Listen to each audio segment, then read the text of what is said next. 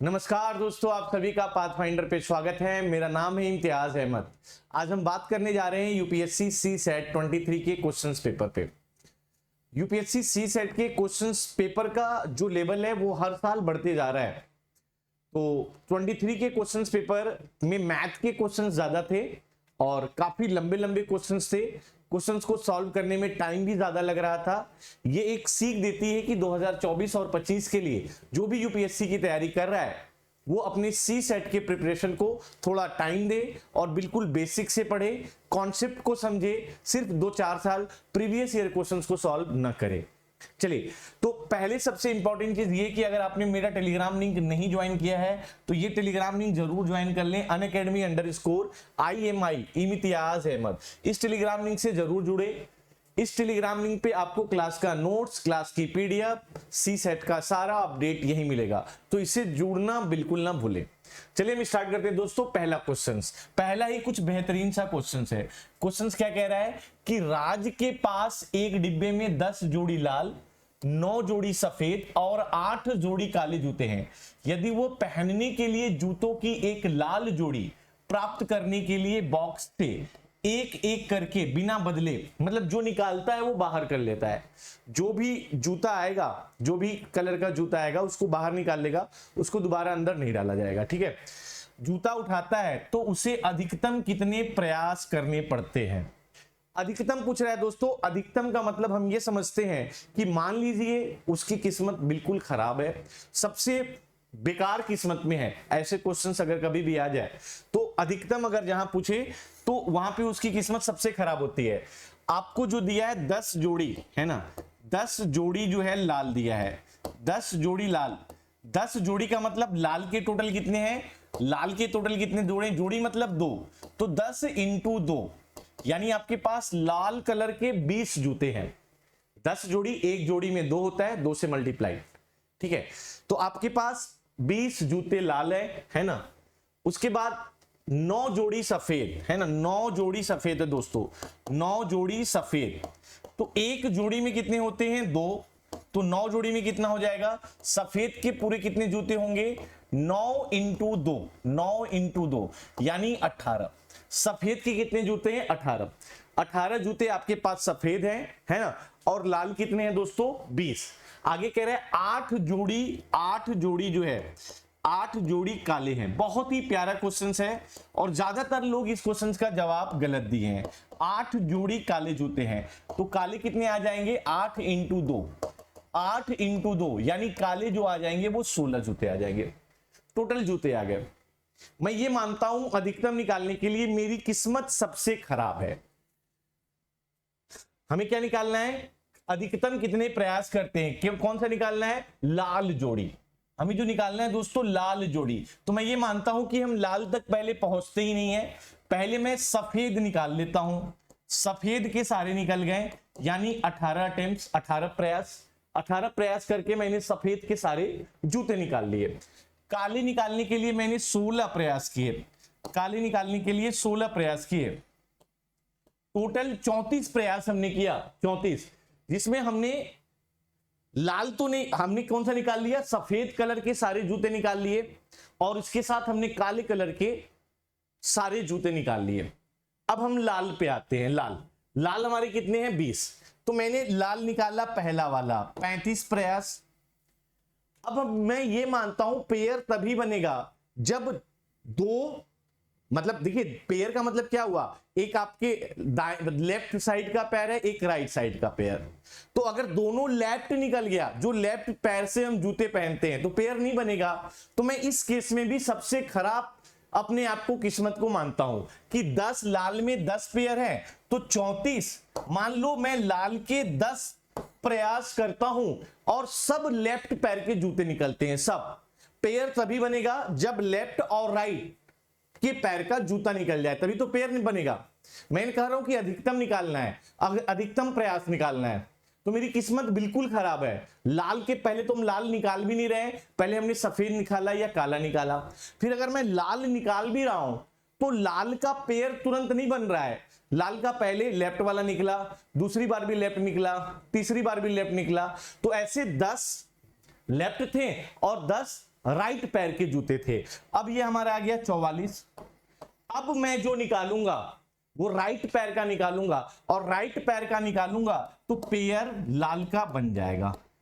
तो जो मैक्सिमम प्रयास था दोस्तों वो 45 था। मैं गारंटी दे रहा हूं इस क्वेश्चन को लगभग 99.9% लोगों ने गलत जवाब दिया है, बट इसका करेक्ट जवाब 45 है।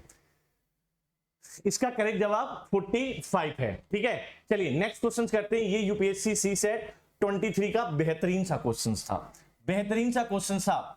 ठीक है, नेक्स्ट देखिए, एक बल्लेबाज केवल एक रन, चौका और छक्का लगाकर कितने तरीकों से ठीक 25 रन बना सकता है, जबकि रन बनाने की कोई अनुक्रम हो सकता है। वो जो 25 रन बना रहा है वो 3 तरीके से बना सकता है, या तो सिंगल से बना ले, या तो 6 से बना ले छक्का लगा के, या चौके लेके बना ले। आप किसी एक को फिक्स कर लो। आपने सपोज फिक्स कर लिया कि उसने 6 चौके लगा दिए, 6 चौके, समझिएगा 6 चौके उसने ये कर लिया, 6 में से 6 चौके नहीं, 6 जो है 4 बार लगा दिया। मैंने 6 को फिक्स कर लिया कि वो छक्के 4 बार लगा चुका है, 6 रन 3 बार लगा चुका है, 6 रन 2 बार 2 छक्का मार चुका है, और 6 रन 1 छक्का मारा है, और 6 रन बिना, यही तो केस होगा, 5 छक्का लगाएगा तो 6 इंटू 5 30 रन बन जाएगा। तो जो मैक्सिमम छक्के लगा सकता है वो 25 रन में 4 छक्के लगा सकता है। 6 रन की कितनी छक्के लगा सकता है? 4। या 25 रन वो 3 छक्के लगा सकता है, या 25 रन वो 2 छक्के लेके बना सकता है, या 25 रन वो 1 छक्के लगा के बना सकता है, या 25 रन वो बिना छक्के के बना सकता है। मैंने जो 6 है, जो छक्का लगाता है उसको फिक्स कर लिया। अब देखिए 6 अगर चौका लगा लिया, 6 इंटू 4 तो 1 रन दौड़ के ले लेगा, 25 बन गया, और तो कोई पॉसिबिलिटीज नहीं है, 25 बन गया। 6 इंटू 3 18, 6 इंटू 3 18 प्लस 1 चौका लगा लिया, इसको थोड़ा सा बड़ा करना पड़ेगा, 1 सेकेंड। ठीक है, देखिए 6 इसने छक्का लगा दिया, 18 18, और 4 अगर 2 बनाएगा, 4 दूनी के 8, 18 8 26 हो जाएगा, है ना। तो 6 तिली 18, 1 चौका लगा दिया, 18 4 22, और 3 रन दौड़ के ले लिया। 6 तिली 18 रन, देखिए यहां पे 24 रन बन चुका है, यहां पे 18 रन बन चुका है, यहां पे 12 रन बन चुका है, यहां पे 6 रन बन चुका है, यहां पे 0। 6 इंटू 4 24 प्लस 1 25, और कोई पॉसिबिलिटीज नहीं है। 6 तिली 18 बन चुका है, अब 7 रन और चाहिए 25 रन बनाने के लिए। या तो वो 1 चौका लगा दे, 3 सिंगल ले ले, या 6 तिली 18 प्लस 7 सिंगल ले ले, तो बन सकता है 25। एक बार कमेंट करके बताइए। मैंने 6 वाले कंडीशन को फिक्स कर लिया कि 25 रन वो 6 छक्के लगा के, 4 छक्के लगा के बना सकता है, 25 रन वो 3 छक्के लगा के बना सकता है, 25 रन वो 2 छक्के लगा के बना सकता है। ठीक है, अब 6 दूनी 12, 12 रन ये बन गया। अब क्या कर सकता है दोस्तों? 12 4 चौके लगा दिया, 12 और 1 रन दौड़ के ले लिया, 25। या उसने 6 2 छक्के लगाए, 4 2 लगा दिया, 4 दूनी के 8 बस 20, और 5 रन दौड़ के ले लिया, 25 बन गया। या उसने 6 2 छक्के लगा दिए, 4 1 बार ले लिया, 12 4 6 12 4 16, और 9 रन दौड़ के ले लिया। यहां पे 6 दूनी 12 रन बना दिया, हमें 13 रन बनाना है। 13 रन कैसे बना सकता है? या तो 3 चौके लगा के 1 रन दौड़ ले, या तो 2 चौके लगा के 5 रन दौड़ ले, या तो 1 चौके लगा के 9 रन दौड़ ले, या बिना चौके लगाए 13 रन दौड़ ले, तभी भी 25 बन सकता है। कितना प्यारा क्वेश्चन है। प्यारा इसलिए कैलकुलेशन बेस्ड क्वेश्चन है दोस्तों, कैलकुलेशन बेस्ड क्वेश्चन है।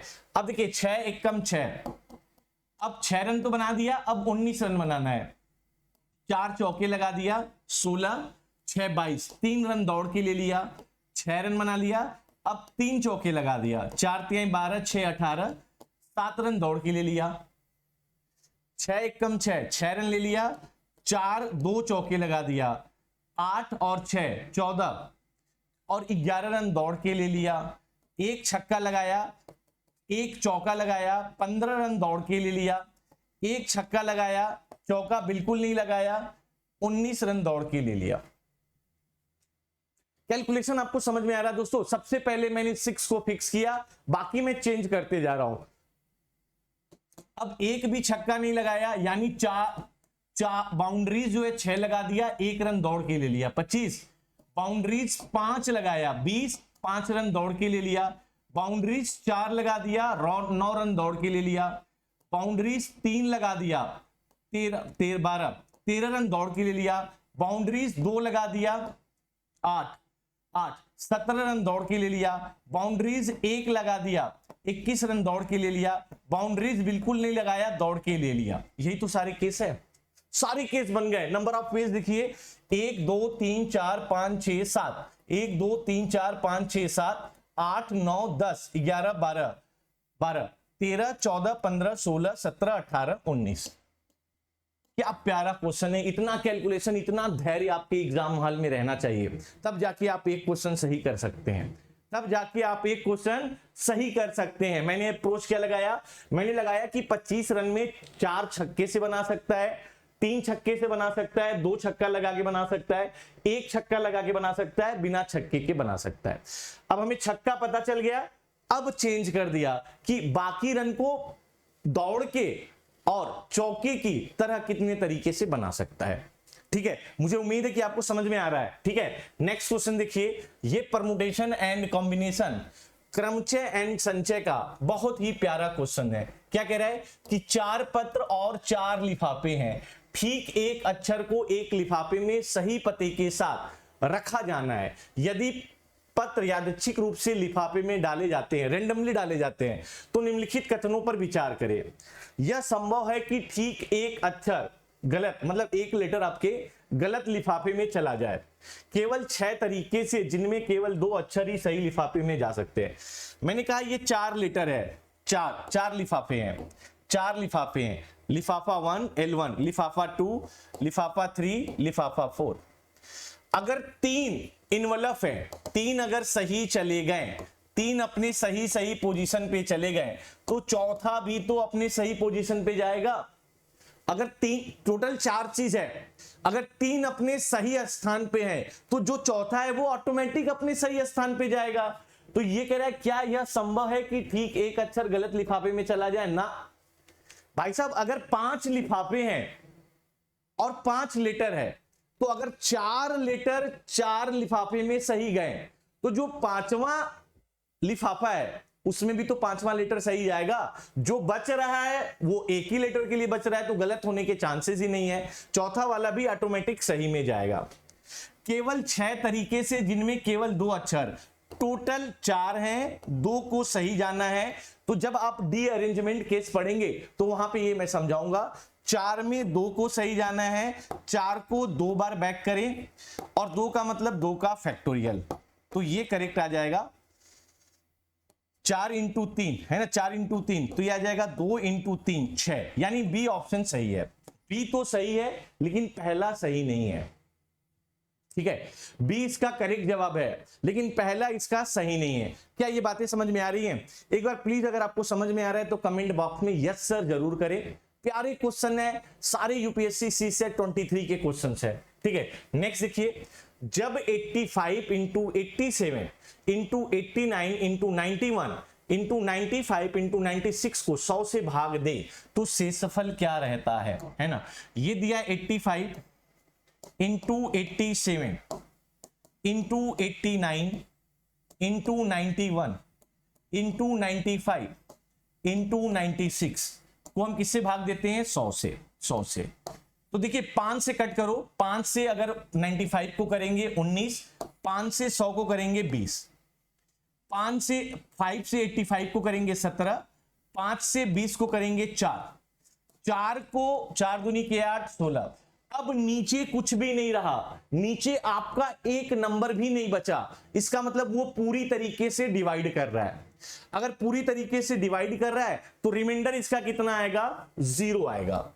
अगर पूरी तरीके से कट गया है, पूरी तरीके से कट गया है, तो रिमाइंडर तो आ ही नहीं रहा है, और जब रिमाइंडर नहीं आ रहा है तो इस क्वेश्चन का जवाब है ए 0। नेक्स्ट देखिएगा, ये आसान क्वेश्चन है दोस्तों, और ऐसे क्वेश्चन हर साल रिमाइंडर थ्योरम से आपके यूपीएससी सीसेट में पूछे जाते हैं। नेक्स्ट क्या कह रहा है कि 5 7 2 4 2 के power 9 into 7 into 5 into 3 into 1। इकाई का अंक, इकाई का अंक हमेशा कब बनता है? इकाई का अंक हमेशा इकाई के नंबर से ही बनता है, समझिएगा इसको। जैसे मैंने लिखा 24 इंटू 32, देखिएगा मल्टीप्लाई करिए, 4 2 जा 8, 2 2 जा 4, 3 4 जा 12, 2 1 7। देखिए इकाई का अंक यहां पे कितना है? 8। तो इकाई का अंक कैसे बना? आप सीधे इसका इकाई अंक उठाइए और सीधे इसका इकाई अंक उठाइए, मल्टीप्लाई कर दीजिए, 8 आ गया। तो इकाई का अंक हमेशा इकाई के अंक से ही बनता है। आपको दहाई पे क्या दिया है, सैकड़े पे क्या दिया है, हजार पे क्या दिया है, इससे मतलब ही नहीं है। तो यहां इकाई का अंक कितना है? 2। आपको सीधे 2 उठाना है और ऊपर मल्टीप्लाइड कर दें, 9 7 जा 63 इंटू 5 3 जा 15, मल्टीप्लाइड कर दें तो 5 3 15, 5 1 31 3 6। तो मल्टीप्लाइड करने पे जो इसका आ रहा है वो 945 आ रहा है, यानी 2 के पावर जो आ रहा है वो 945 आ रहा है, 2 की पावर। और हमें ये पता है कि जो 2 का पावर होता है दोस्तों, कभी भी 2 के पावर हो बहुत ज्यादा, 3 के पावर हो बहुत ज्यादा, 4 के पावर हो बहुत ज्यादा, आप हमेशा 4 से डिवाइड कर दें। रिपीट करता है। जब आपको नंबर सिस्टम पढ़ाया जाएगा तो वहां पे ये कॉन्सेप्ट सिखाया जाएगा कि जब अगर पावर बहुत ज्यादा है तो उसको 4 से डिवाइड कर दें।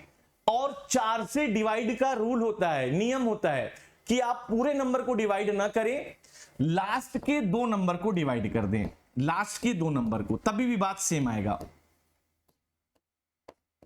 और यहां पे देखिए रिमाइंडर कितना आया, रिमाइंडर कितना आ गया? 1। अगर रिमाइंडर 1 आ गया तो आपको जो पावर देखना है वो रिमाइंडर वाला पावर देखना है। जितना भी पावर दिया है उसे हम 4 से डिवाइड करेंगे और रिमाइंडर 1 आ गया तो 2 की पावर 1 से कितना आ जाएगा? 2। करेक्ट जवाब इसका ए ऑप्शन है। चलिए ये बातें समझ में आ रही है। कभी भी अगर 2 के पावर बहुत ज्यादा दिया है आप 4 से डिवाइड करें और देखिए रिमाइंडर में क्या आया वो देखना है, क्योंकि 4 के बाद रिपीट करता है इसीलिए हम 4 से डिवाइड करते हैं। ठीक है, बेहद आसान क्वेश्चन था ये, बेहद ही आसान। यदि ये देखिए नंबर सिस्टम के इस बार आप कसम खा लें कि ऐसे कम से कम 25 से 30 क्वेश्चन प्रैक्टिस करके जाएंगे दोस्तों। 4 से 5 क्वेश्चन आ रहा है, 4 से 5 क्वेश्चन आ रहा है। यदि A B C D E F दोनों 3 अंकों की संख्याएं हैं, कह रहा है A B C plus D E F 3 अंकों की संख्याएं हैं, और कह रहा है कि यदि A B C D F अलग अलग गैर शून्य अंक है, ए बी सी आपका सिंगल डिजिट नंबर है, गैर शून्य मतलब 1 से 9 है, सिंगल डिजिट 0 से 9 होता है लेकिन गैर शून्य दिया है यानी 0 नहीं है, यानी उसकी वैल्यू 1 से 9 है और हर एक अल्फाबेट अलग है, कोई भी रिपीट नहीं करेगा। अगर B2 है तो C2 नहीं हो सकता, अलग ही होगा क्वेश्चन के अकॉर्डिंग। और अगर मैं इनको ऐड कर रहा हूं तो हमारा 1111 आ रहा है, 1111। तो A प्लस बी आपको निकालना है, A plus B plus C plus D plus E plus F क्या होगा? आपको ए बी सी डी ए पता चल गया कि ये गैर शून्य अंक है यानी 1 से 9 है। चलिए मैं सेटिस्फाइड करता हूं। अगर 1 लाना है, सी मैंने 3 रखा, एफ 8 रखा, 8 3 11, 1 आ गया। ऐसा नहीं है आप 3 8 रख लो, 5 कुछ भी रख लो, 6 5 आपकी मर्जी, आंसर हमेशा सेम आएगा। 8 3 11 1। अब यहां 1 लाना है, 1 तो 1 लाना है तो इसको 6 दे दो, इसको 4, 6 4 10 और 1 11, तो यहां पे 1 आ गया। अब फिर 1 आ गया, 1 आ गया, 1 1, तो b को 9 दे दो, 9 और ये 1 10 और a को 1 दे दो, 11। हो सकता है आपकी सेटिंग कुछ और हो, मेरी सेटिंग ये आ गई। मेरी सेटिंग हर क्वेश्चन में अलग अलग भी होती है, मैं आपको सेट करना है यहाँ 1 1 1 1। तो 8 और 3 11, 1 6 4 10 1 11 1 9 1 10 1 11, और कोई भी रिपीट नहीं कर रहा है। ए हमारा 1 पे है, ठीक है सर। बी हमारा 4 पे है, ठीक है सर। सी हमारा 3 पे है, ठीक है सर। डी हमारा 9 पे है, ये भी ठीक है सर। ई हमारा 6 पे है, ये भी चलेगा सर। एफ हमारा 8 पे है, ये भी चलेगा। तो 4 1 5 3 8 9 8 17 6 23 8 31 करेक्ट जवाब डी है। दोस्तों हो सकता है A B C D F की कुछ और वैल्यू है जो रखने पे 1111 बनता हो, लेकिन मैं जब a plus B plus C plus D plus E plus F करूंगा तो हर केस में जो आंसर आएगा वो 31 ही आएगा, वो चेंज नहीं होगा, वो आपका चेंज नहीं होगा। आपका कुछ और कॉम्बिनेशन बन सकता है। यहां पे मैं बिल्कुल कह रहा हूं, मैं बिल्कुल आपकी तरफ एग्री हूं कि यही इसका यूनिक सोल्यूशन नहीं है, यही इसका एक सोल्यूशन नहीं है। आपके अलग वैल्यू भी इसको सेटिस्फाइड कर सकते हैं, लेकिन मैं जब अगर सम करूंगा तो ये आंसर 31 आएगा, ये मैं 100% श्योर हूं और आप करके देख लीजिएगा। चलिए नेक्स्ट देखिएगा। नेक्स्ट क्वेश्चन क्या कह रहा है कि डी एक 3 अंक की संख्या इस प्रकार है कि संख्या के उसके अंकों का योग से अनुपात सबसे कम है। 100 के स्थान पे अंक और डी के इकाई स्थान पर अंक के बीच का अंतर क्या है। मैं कह रहा हूं जब नंबर सिस्टम आप पढ़ेंगे तो ऐसे क्वेश्चन को सॉल्व करने का एक तरीका होता है दोस्तों, आप उसको जरूर, मैं नंबर सिस्टम पढ़ाऊंगा आप देखिएगा। वैसे मैं हिट एंड ट्रायल लगाऊं 101 करके देख लो नहीं आएगा, 109 करके देख लो नहीं आएगा, तो मैं सीधे 199 में पहुंचा, 199 ले लिया। ये 3 अंक की संख्या 9 9 18 और 1 19। अगर मैं इसको डिवाइड करूंगा तो यहां पे अंक सबसे कम आएगा, यहां पे जो रेशियो है वो सबसे कम आएगा। 199 को 19 से डिवाइड किया। आप हिट एंड ट्रायल मेथड से भी लगा सकते हैं, आप 108 107 109 रख के देखें, है ना।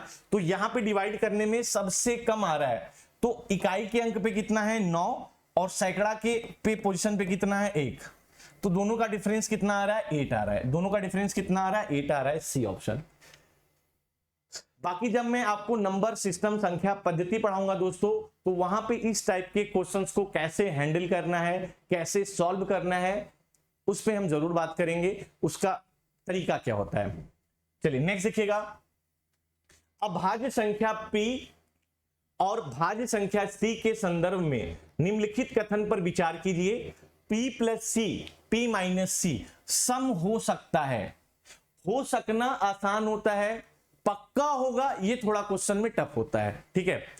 2p प्लस c विषम हो सकता है, pc विषम हो सकता है।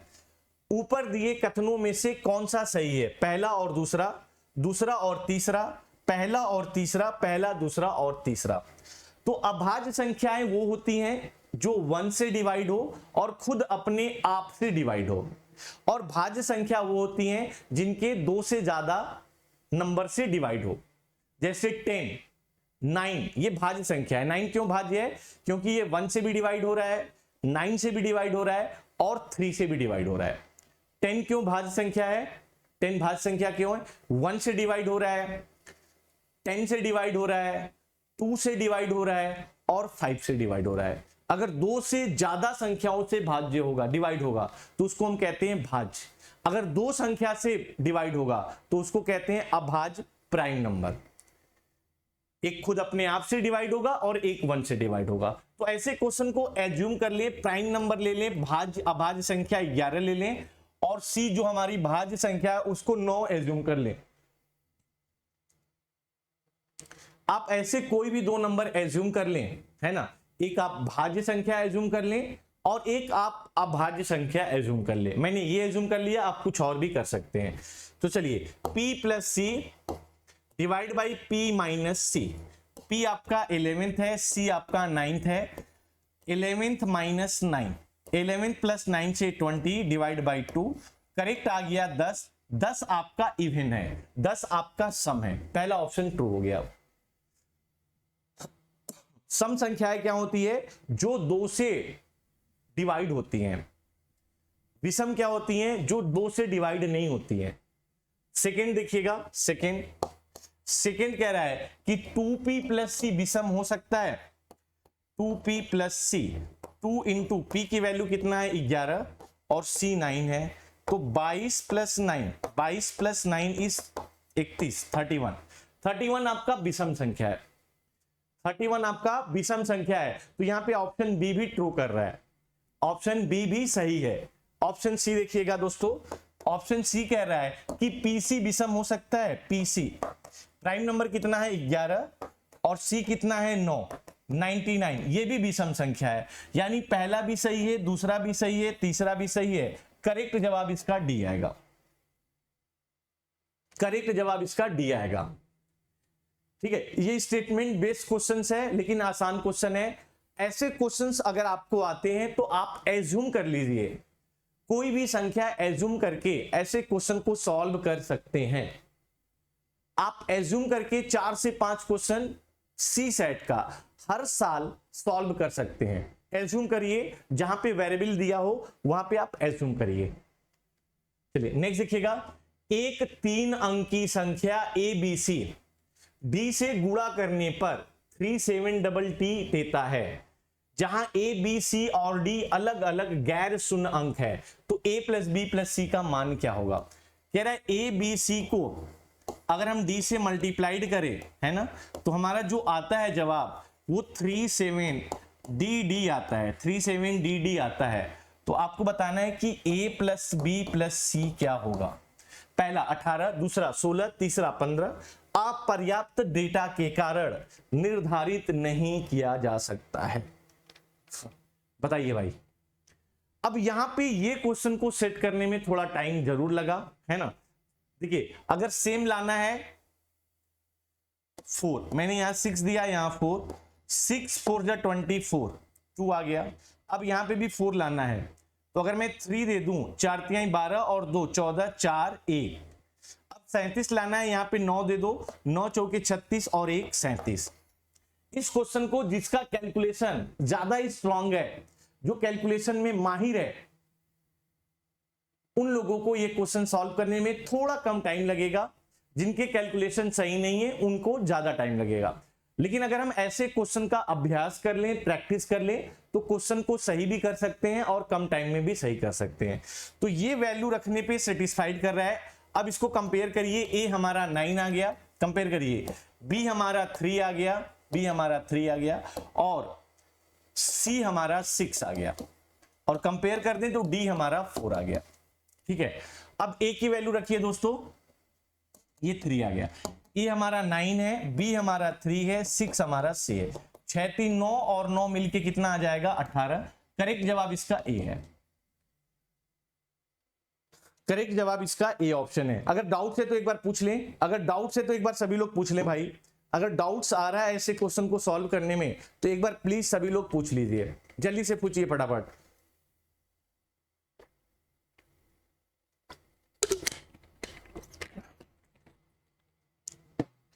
ठीक है, यूपीएससी सी सेट 23 के कुछ बेहतरीन से क्वेश्चन हैं जिनको मैं सॉल्व करा रहा हूं, है ना। नेक्स्ट देखिएगा, एक्स वाई और जेड के मानों के किसी भी विकल्प के लिए एक्स वाई जेड के रूप की 6 अंकी संख्या किससे भाज्य है, किससे डिवाइड है। केवल 7 और 11 से, केवल 11 और 13 से, केवल 7 और 13 से, 7 11 और 13 से। मैंने आपको हमेशा बोला है कि जहां पे वेरिएबल दिया हो आप एज्यूम कर लो। अगर आप एज्यूम करना सीख गए तो आप 4 से 5 क्वेश्चन सी सेट का बड़े आराम से कर सकते हो। आपको 6 अंक की संख्या दी है X Y Z, X Y Z. मैंने एज्यूम कर लिया x equal to 1, y equal to 2 और z इक्वल टू 3। आपकी मर्जी, आप कुछ भी एज्यूम कर लो, आपकी मर्जी। मैं बिल्कुल नहीं कह रहा हूं कि आप 1 2 3 ही एज्यूम करो, आप 4 5 6 ले लो, 4 5 9 ले लो, आपकी मर्जी, सब पे रिजल्ट ट्रू आएगा। तो x की जगह 1, y की जगह 2, z की जगह 3, x की जगह 1, y की जगह 2 और z की जगह 3। अच्छा, डिविजिबिलिटी रूल अगर आपने पढ़ा है, डिविजिबिलिटी रूल बड़ा इंपॉर्टेंट है दोस्तों। हर साल 2 या 3 क्वेश्चंस पूछे जाते हैं। तो 7 11 और 13 से जो डिवाइड का रूल है वो सेम होता है। और सबसे आसान मैं बता रहा हूं कि राइट हैंड साइड से पेयर बनाइए, राइट हैंड साइड से पेयर बनाइए, राइट हैंड साइड से पेयर बनाइए, है ना।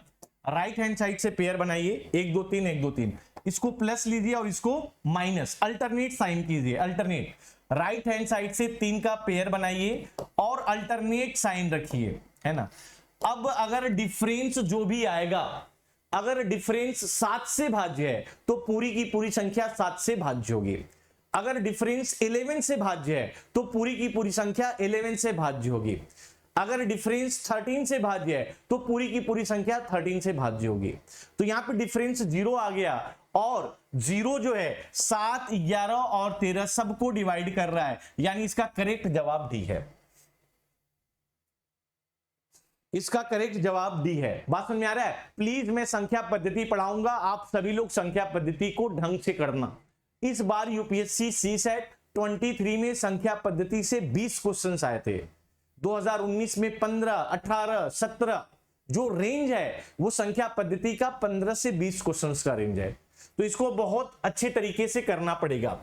नेक्स्ट दिया है कि 125 समान घनों की एक घनाकार ब्लॉक के रूप में व्यवस्थित किया जाता है तो कितने घन प्रत्येक ओर से अन्य घनों से घिरे हैं।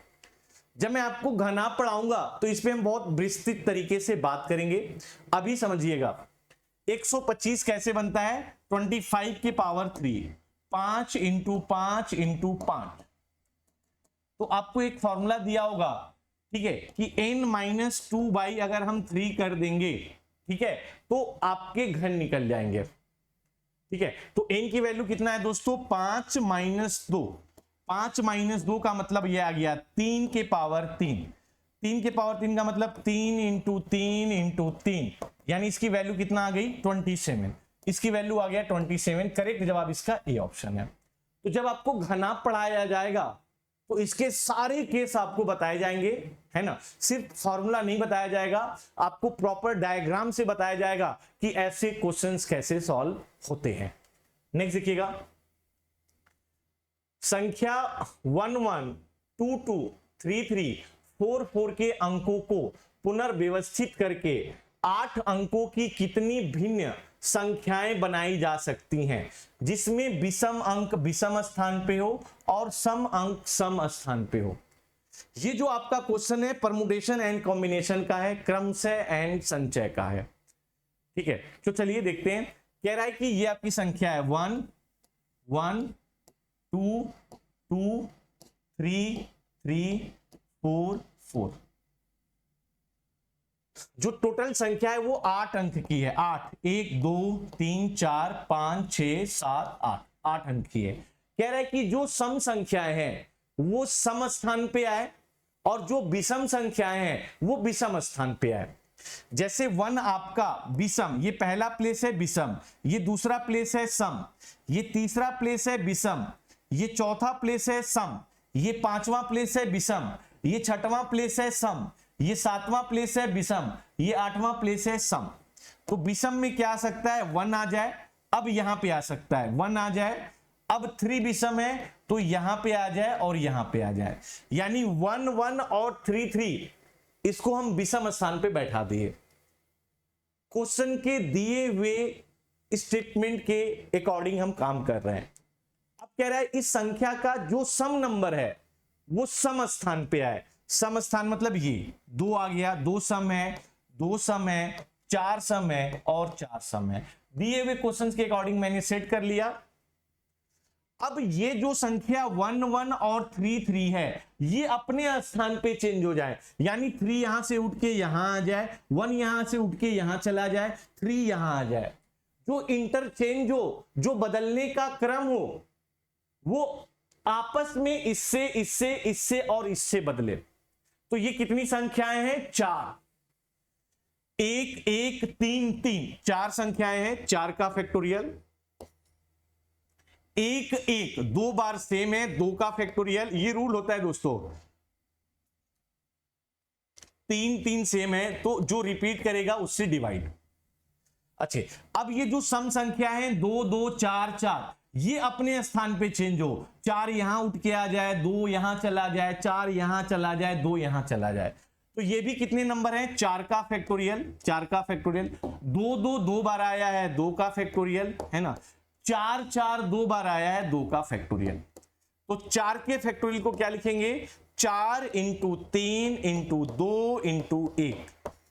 अब 2 के फैक्टोरियल को लिखेंगे 2 इंटू 1, 2 के फैक्टोरियल को लिखेंगे 2 इंटू 1, 4 का फैक्टोरियल मतलब 4 इंटू 3 इंटू 2 इंटू 1, 2 का फैक्टोरियल मतलब 2 इंटू 1, 2 का फैक्टोरियल मतलब 2 इंटू 1। तो 2 इंटू 1 से 2 इंटू 1, 4 को 2 से करेंगे 2, 3 दूनी के 6, 2 से 2 गया, 2 को 4 से करेंगे 2, 3 दूनी के 6, 6 इंटू 6 से टोटल जो नंबर ऑफ वेज होगा वो 36 होगा। यानी इसका करेक्ट जवाब सी आ रहा है, इसका करेक्ट जवाब सी आ रहा है। क्या आप सभी को ये बातें समझ में आ रही हैं? अगर समझ में आ रही तो यस सर कमेंट कर दे बेटा। बहुत प्यारा क्वेश्चन है परमुटेशन एंड कॉम्बिनेशन का, ठीक है, ये जेईई मेंस में पढ़ाया जाता है, ठीक है। चलिए, तो क्या आपको ये बातें समझ में आ रही हैं? फटाफट बताइए। क्वेश्चन लेंदी है, मैं भी मानता हूं, आप भी मानते हैं, सब लोग मानते हैं कि यूपीएससी सीसेट 23 का जो क्वेश्चन पेपर है वो लेंदी है। तो उसके अकॉर्डिंग हमें तैयारी स्टार्ट करना है। 2024 के लिए क्या अप्रोच रखें, क्या रणनीति रखें, कैसे तैयारी करें, ये सब आपको यूट्यूब पे मेरे द्वारा पढ़ाया जाएगा। बिल्कुल बेसिक तरीके से पढ़ाया जाएगा और एडवांस लेवल तक पढ़ाया जाएगा। अगर आपको मैथ नहीं आता घबराओ मत, मैं सिखाऊंगा, बिल्कुल जीरो से सिखाऊंगा, ठीक है। नेक्स्ट देखिए, ए बी सी स्वतंत्र रूप से कार्य करते हुए एक कार्य को क्रमशः 8, 16 और 12 दिन में पूरा कर सकते हैं। ए सोमवार को काम करता है, बी अकेला मंगलवार को काम करता है और सी अकेला बुधवार को काम करता है। फिर अकेले ए जो है गुरुवार को फिर से काम करता है और इसी तरह आगे भी। निम्नलिखित कथनों पर विचार करें। गुरुवार को कार्य समाप्त होगा, कार्य 10 दिन में समाप्त हो जाएगा। उपरोक्त कथनों में से कौन सा सही है? केवल 1, 2 दोनों गलत है, ठीक है। तो ये टाइम एंड वर्क का है, समय और कार्य के चैप्टर से ये क्वेश्चन है, लेकिन इस क्वेश्चन को ये स्टेटमेंट बेस में बना दिया। तो टाइम एंड वर्क के क्वेश्चन को सॉल्व करने के लिए, समय और कार्य के चैप्टर को सॉल्व करने के लिए हमें क्या करना होता है? हमें एक दिन का काम लेना पड़ता है दोस्तों। ए अकेले कितने दिन में काम कर रहा है? 18 दिन में। बी अकेले उस काम को कितने दिन में कर रहा है? 16 दिन में। और सी अकेले उस काम को 12 दिन में कर रहा है। क्वेश्चन ये कह रहा है कि पहले सोमवार को काम स्टार्ट होता है, सोमवार को ए काम करता है, मंगलवार को बी काम करता है, बुधवार को सी काम करता है, बृहस्पतिवार को फिर ए काम करता है, शुक्रवार को फिर बी काम करता है, शनिवार को फिर सी काम करता है, रविवार को फिर ए काम करता है। इस क्रम में काम होता है, ठीक है। तो टाइम एंड वर्क के क्वेश्चन को सॉल्व करने के लिए एक दिन का कार्य आपको पता होना चाहिए, एक दिन का। तो यहां पे हम लेते हैं कुल कार्य। हम एज्यूम करते हैं कि कुल कार्य क्या है? कुल कार्य मतलब जो 8 को भी डिवाइड करे, 16 को भी करे और 12 को भी करे। हम कुल कार्य क्या एज्यूम करते हैं? जो 8 को भी डिवाइड करे, 12 को भी करे और 16 को भी करे। तो 8, 12 और 16 का एलसीएम ले लीजिए। अगर 8, 12 और 16 का एलसीएम लेंगे तो 48 यूनिट्स आएगा। यानी 8, 12 और 16 का जो टोटल वर्क है वो 48 यूनिट है। तो ए के एक दिन का काम, बी के एक दिन का काम और सी के एक दिन का काम कितना होगा? 48 divide by 8 6 unit, 48 divide by 16 3 unit, 48 divide by 12 4 unit. तो यहां पे मैंने एक, अगर ए जो है 8 दिन में 48 यूनिट काम कर रहा है तो एक दिन में कितना करेगा? 48 डिवाइड बाई 8, 8 6 48 6 यूनिट। अगर बी जो है 16 दिन में 48 यूनिट काम करता है तो एक दिन में कितना करेगा? 48/16 3 यूनिट। तो 3 दिन, अब ये 3 दिन का काम कितना हो गया? ए 6 यूनिट कर रहा है, बी 3 कर रहा है, सी 4 कर रहा है। तो 3 दिन का जो काम हो गया वो 13 यूनिट आ गया, क्योंकि सब अकेले करते हैं। ए भी अकेले काम करता है, बी भी अकेले काम करता है और सी भी अकेले काम करता है। तो तीनों जब अकेले काम कर रहे हैं तो ए, बी और सी के 3 दिन का काम 13 यूनिट है। तो 3 दिन का काम अगर 13 यूनिट है, 3 दिन का काम, 3 दिन का जो काम है वो 13 यूनिट है। टोटल कितना करना है? 48 यूनिट। तो 9 दिन का काम कितना आएगा? 9 दिन का काम, 9 दिन का काम करिए, 9 दिन का 13 + 13 + 13, यानी 9 दिन का जो काम होगा वो 39 यूनिट्स 39 यूनिट होगा। अगर 3 दिन में 13 कर रहे हैं तो 9 दिन में 39। अब 10वां दिन कौन काम करेगा? 10वां दिन ए करेगा, है ना। 10वां दिन का जो काम होगा वो ए करेगा, और ए एक दिन में कितना काम कर रहा है दोस्त? 6 यूनिट। तो 39 प्लस 6 यानी 10 दिन में जो काम होगा वो 45 यूनिट होगा। 10 दिन में जो काम होगा वो 45 यूनिट होगा, और टोटल काम कितना करना है? 48 यूनिट। तो 10 दिन में काम तो समाप्त नहीं हुआ, क्योंकि 10 दिन में जो टोटल काम है वो 45 यूनिट हुआ, 48 यूनिट नहीं हुआ। तो 10 दिन में तो काम समाप्त नहीं हो रहा है। क्या कार्य 10 दिन में समाप्त हो रहा है? ना, बी ऑप्शन तो गलत है। अच्छा, 11वें दिन का काम देखिए,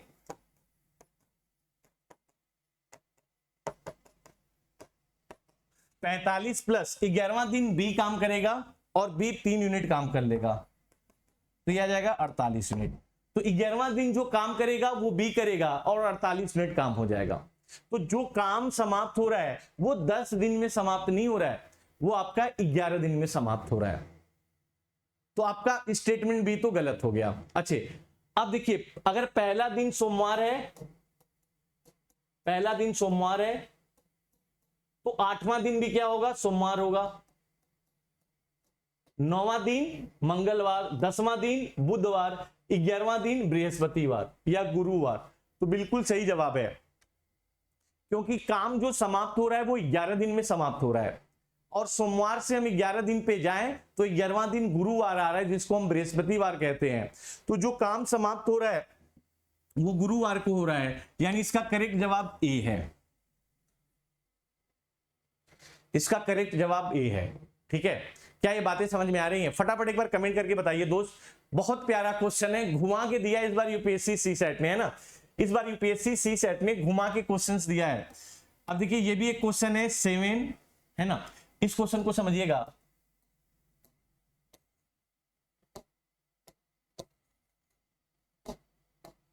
सेवन, 9, 10,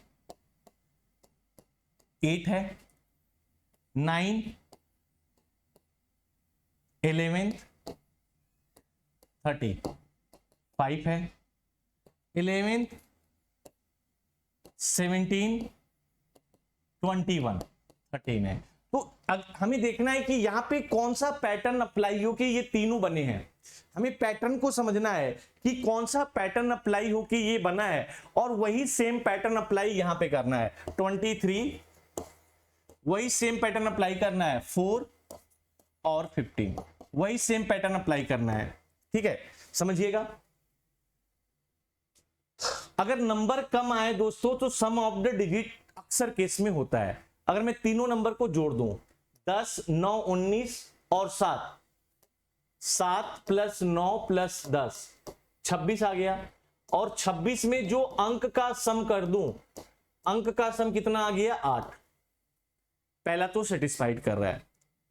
तो क्या यही सेम पैटर्न दूसरे पे भी अप्लाई हो रहा है?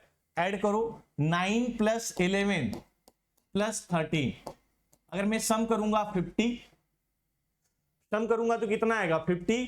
अब इसके अंक का सम कितना आ रहा है? 5 प्लस 0 से 5 आ रहा है, तो ये भी सेटिस्फाइड कर रहा है। 5 प्लस 0 से 5 आ रहा है। तीसरा देखिए, 11 प्लस 17 प्लस 21, है ना। तो अब इसका जोड़िए, 38 और 11, 49। अब इसके अंक का सम करिए, 4 प्लस 9 इज इक्वल टू 13। बिल्कुल तीनों सेटिस्फाइड है। तीनों का सम करने के बाद जो आपका संख्या बन रहा है उसके अंकों का सम है। अगर मैं तीनों पैटर्न को पढ़ूं तो तीनों पैटर्न क्या बता रहे हैं? तीनों पैटर्न ये बता रहे हैं कि तीनों नंबर को ऐड कर दो, तीनों नंबर को ऐड करने के बाद जो आपकी संख्या आ रही है उसके अंकों का योग कर दो। तो देखिए क्वेश्चन में पूछ क्या रहा है, 23 ऐड कर दो 4 ऐड कर दो 15, कितना आ गया? 23 4 27, 37 5 42। अब इसके अंकों का योग कर दो, 4 प्लस 2 बराबर 6। करेक्ट जवाब ए है। बहुत प्यारा क्वेश्चन है दोस्तों, ऐसे क्वेश्चंस आपको कराए भी गए थे। इसको क्वेश्चंस को इजी कह सकते हैं। अगर आपका प्रैक्टिस है तो ऐसे क्वेश्चन आप बहुत जल्दी कर सकते हैं, क्योंकि ऐसे क्वेश्चंस पहले कराए जा चुके हैं। ठीक है, नेक्स्ट देखिएगा कि मान लीजिए कि x एक धनात्मक पूर्णांक है, जिससे कि 7x प्लस 96 x से विभाज्य है। x के कितने मान संभव हैं? क्वेश्चन कह रहा है कि अगर 7x प्लस 96 को हम डिवाइड करें x से, है ना, तो डिवाइड करेंगे तो ये x अलग अलग हम लिख सकते हैं, ये सभी को पता है, बिल्कुल लिख सकते हैं, हम अलग अलग लिख सकते हैं। और जब ये x से x कट गया, इसका मतलब ये तो विभाज्य है, ये वाला टर्म विभाज्य है। अब आपको विभाज्य किसको करना है? 96 को। तो हमें x की वो सारी वैल्यूज देखना पड़ेगा जो 96 को डिवाइड करे, है ना। एक तो तरीका है कि आप हिट एंड ट्रायल लगाओ, x की वैल्यू एज्यूम करो। दूसरा क्या है कि हम अभाज्य जो गुणनखंड है, जो हम प्राइम फैक्टर है, अभाज्य गुणनखंड, वो कैसे कैलकुलेट करते हैं? वो तरीका ये है कि अगर आपको 96 का देखना है तो 96 का अभाज्य फैक्टर निकाल दो, अभाज्य, है ना, प्राइम फैक्टर जिसको कहते हैं। तो ये आ जाएगा 24 और ये आ जाएगा 2, 12। फैक्टर निकाल दो, आसान है ये। 6, 2, 3, 3, 1। तो 96 को हम क्या लिखेंगे? 2 के पावर 1, 2, 3, 4, 5, 2 के पावर 5 इंटू 3 के पावर 1। प्राइम फैक्टर हमारा आ गया। 2 के पावर 5 इंटू 3 के पावर 1 इसका अभाज्य फैक्टर है। तो ऐसी कितनी संख्याएं होंगी जब आपको प्राइम फैक्टर बताया जाएगा? कैसे गुणनखंड निकालते हैं, कैसे फैक्टर निकालते हैं? तो जो भी पावर आएगा, जैसे ये 5 है तो 5 से 1 ज्यादा, और ये अगर 1 आएगा तो 1 से ज्यादा, तो 5 प्लस 1 6, 1 प्लस 1 2, यानी x की ऐसी टोटल पॉसिबल वैल्यूज कितना है दोस्तों? 12। x की ऐसी पॉसिबल वैल्यूज 12 है। करेक्ट जवाब इसका सी होगा। 12 ऐसी संख्याएं हैं जो 96 को डिवाइड कर रहे हैं। एक तो आपने मेथड से सॉल्व कर लिया, दूसरा अगर आप एज्यूम करोगे तो देखो x बराबर 1 96 को डिवाइड कर रहा है, x बराबर 2 ये भी 96 को डिवाइड कर रहा है, x बराबर 3 ये भी 96 को डिवाइड कर रहा है, x बराबर 4 ये भी 96 को डिवाइड कर रहा है, 5 डिवाइड नहीं कर रहा है, x बराबर 6 ये भी 96 को डिवाइड कर रहा है, 8 एकम 8, 8 दूनी 16, 7 डिवाइड नहीं कर रहा है, 8 डिवाइड कर रहा है, x बराबर 9 नहीं कर रहा है, 10 नहीं कर रहा है, 11 नहीं कर रहा है, 12 कर रहा है, 12 अट्ठे 96, 13 नहीं किया, 14 नहीं किया, 15 नहीं किया, 16 किया, 16 छक्का 96, 24 कर रहा है, x बराबर 24, x बराबर 32 कर रहा है, x बराबर 48 कर रहा है, और x बराबर 96 कर रहा है। तो x की कितनी पॉसिबल वैल्यू है? 1 2 3 4 5 6 7 8 9 10 11 12। तो x की पॉसिबल वैल्यूज 12 है दोस्तों, 12। इसका करेक्ट जवाब सी होगा। सी इसका करेक्ट जवाब है।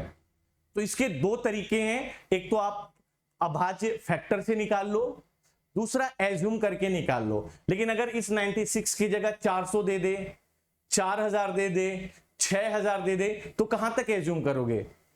96 तो छोटा नंबर है, आपने एज्यूम कर लिया है ना। चलिए, यदि P, Q, R और S अलग अलग एक अंक वाली धनात्मक संख्याएं हैं तो P plus Q, R plus S का बड़ा मान क्या होगा?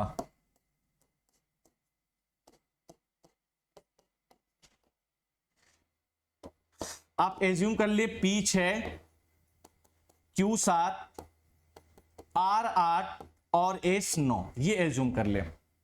कभी भी अगर बड़ी वैल्यू चाहिए तो ये याद रखना दोस्तों, इसका जितना भी वैल्यू होगा सेम उतना ही इसकी पॉसिबिलिटीज होनी चाहिए। अगर ये टर्म 20 है तो ये भी 20 होगा, तभी मैक्सिमम आएगा। ये 50 है तो ये 50, अगर ये 15 और ये 12 है, मैक्सिमम नहीं आएगा, अधिकतम नहीं आएगा।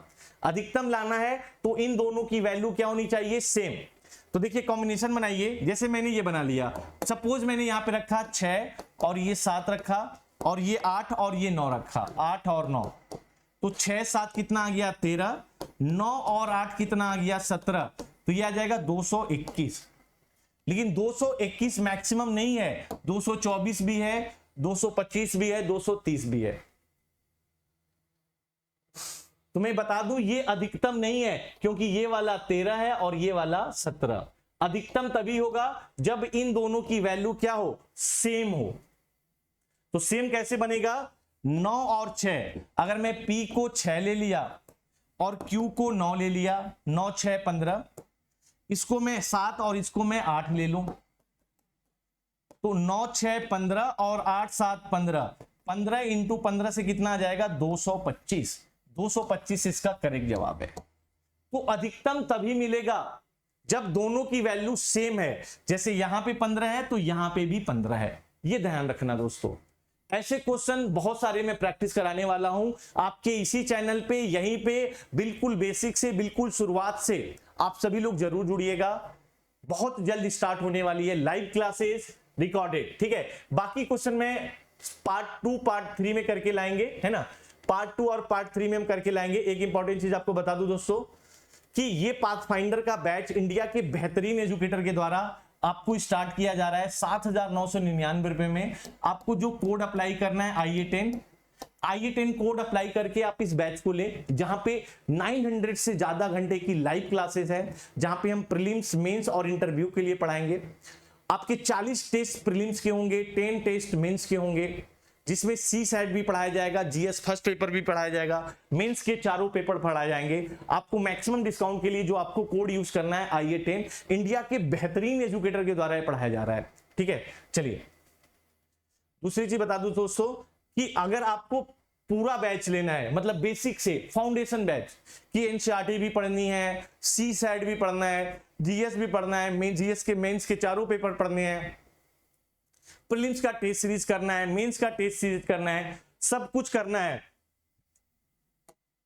तो आपको जो कोड अप्लाई करना है दोस्तों IE10 कोड अप्लाई करके आप इस बैच को परचेस करें मात्र 11,999 रुपए में, इंडिया के बेहतरीन एजुकेटर के साथ, है ना। ये जरूर बैच ले बेटा, ये आज या कल में ये खत्म होने वाला है, बैच स्टार्ट हो चुका है, कोड IE10 अप्लाई करना है।